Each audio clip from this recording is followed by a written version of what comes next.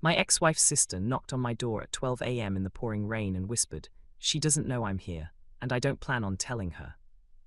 I'm Wesley Hargrove, 34 years old, a small-town furniture maker in coastal Maine who had finally, after 14 long months, made peace with the silence my ex-wife left behind. Marlene Ashby, a corporate lawyer in Chicago, the woman I had loved for 6 years before she signed the divorce papers and walked out of the only home we had ever shared. I had stopped expecting her name to ever be spoken in this house again. But there on my porch at midnight, soaked to the bone and trembling like a leaf, stood Juniper Ashby, my ex-wife's younger sister, the gentle small-town veterinarian who used to sit at our dinner table and laugh at my worst jokes, clutching a red cedar box against her coat as if she were holding her own beating heart in her hands. She didn't come to fight. She didn't come to bring me back to my ex-wife. She didn't even come for herself. She had driven past my house 4 times in that storm before she found the courage to knock, because what my ex-wife's sister carried in that box was not hers to give, and what she had come to whisper to me at 12 a.m. was a truth my ex-wife had buried for years, a truth even my ex-wife's own sister could no longer bear to keep. So why did my ex-wife's sister knock on my door at 12 a.m. in the rain? What was sealed inside the wooden box she clutched so tightly against her chest? Why would my ex-wife's sister whisper, "She doesn't know I'm here, and I don't plan on telling her"? And what could my ex-wife have done that would send her own quiet, loyal sister driving through a midnight storm to find the man my ex-wife had left behind? I pushed open the screen door. The wind nearly ripped it out of my hand. "June, come inside before you freeze." But she didn't move. She just lifted that cedar box toward me with both shaking hands, the way you'd hand someone a newborn baby. "I shouldn't have read them, Wheeze," she whispered, her voice cracking under the rain. "I am so sorry. But once I started, I couldn't stop." "Read what?" The words rose up in my throat, but before I could speak them, she pressed the box hard against my chest, turned on her heel, and ran back into the storm. "June, wait, June." She didn't turn around. Her car door slammed somewhere in the dark, and then she was gone, and I was standing barefoot in my own doorway holding a box I had built with my own hands 6 Christmases ago. I carried it to the kitchen table. I stood over it for what felt like an hour before I had the strength to lift the lid, and when the yellow lamplight finally fell on what was inside, my knees buckled. Because tied together with a navy blue ribbon I had never seen before in my life, lying at the bottom of that cedar box were 31 sealed envelopes, 31 letters, every single one untouched, every single one addressed in my own handwriting to the woman who used to be my wife. I sat down hard in the kitchen chair. My hand hovered over the stack like it might burn me. The top envelope still carried a smudge of sawdust on the corner from my own thumb the night I had written it 2 summers ago. I had left it on her pillow on a Friday in July, the way I always did. I had believed, the way a man believes the sun will rise, that she had taken it onto the plane and read it somewhere over Pennsylvania. I peeled back the tape with shaking fingers. The paper smelled like cedar and old ink. My own words stared back at me, a man begging quietly across 2 years to be heard. "I miss you, Ma. I'm scared we're becoming roommates. Tell me what you need and I'll do it. Please." Not one envelope had been opened. Not one.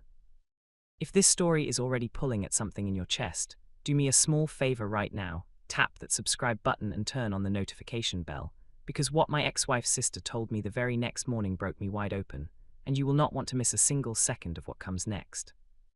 By 6 a.m. I was in my truck driving down Main Street with that cedar box on the passenger seat.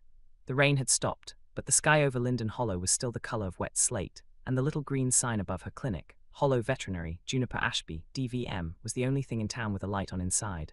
I pushed the door open. A small bell rang above my head. June was sitting on the waiting room floor with an old golden retriever named Biscuit asleep across her lap. She looked up, her eyes were swollen, she had been crying for hours. "Why did you mail them, June? Why come at midnight in the rain?" She didn't answer right away. She just stroked the old dog's ear with one careful finger, and then she said the sentence that knocked the breath out of me twice, once when I heard it, and once again when I understood it. "Marlene didn't keep those letters by accident, Wheeze. She kept them in a box she labeled with your name. She told me the night before she left for Chicago that she could not bring herself to read them because if she did, she would have to come home. And she could not come home, not for herself, not for you, not even for the child she lost before either of you knew she was pregnant." The word pregnant hit me like a wave breaking against the harbor wall. I sank to the floor beside her and the old dog, and for a long time neither of us spoke. Biscuit licked my hand once, gently, the way dogs know how to do when grown men are breaking. "She lost the baby 3 weeks after she got the offer in Chicago," June whispered. "She never told you because she didn't want you to stay out of pity. She thought if you ever read those letters, your letters, you would see how much she still loved you, and she would never be able to leave." I closed my eyes. 6 years of confusion suddenly had a name. 2 days later, I flew to Chicago. Marlene opened the door of her apartment in a grey sweater and bare feet. She had cut her hair short, She looked older, but she also looked lighter, the way people look after they finally tell the truth. We sat on her couch and we cried for an hour without saying a single word. Then we said everything. She told me about the hospital, the silence, the way she had buried herself in billable hours because grief was a country she could not bear to live in alone. I told her I forgave her.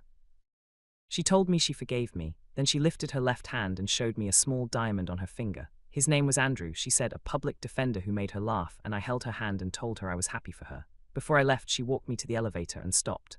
June called me last night. She told me everything. My heart stopped beating. What did you say to her? Marlene smiled through her tears. I told her that some people are meant for the life you build, and some people are meant for the life you find.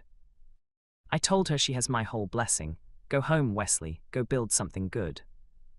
That winter I rebuilt my heart one quiet evening at a time.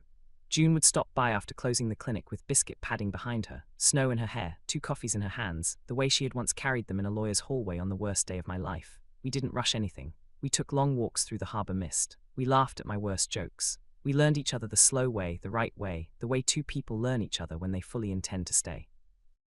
And one year to the very night after she first knocked on my door, my ex-wife's sister came walking up my porch steps in the rain again.